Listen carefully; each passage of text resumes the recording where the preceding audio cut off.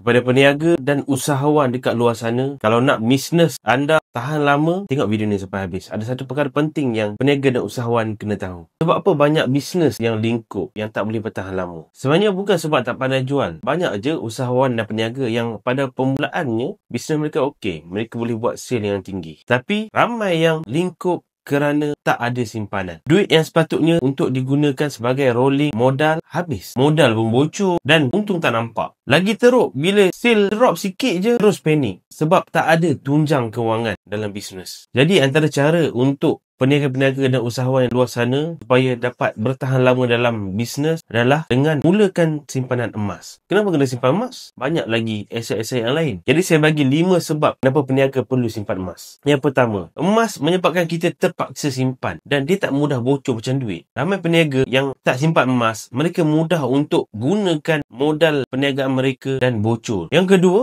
emas ini melindungi kita punya nilai ataupun keuntungan.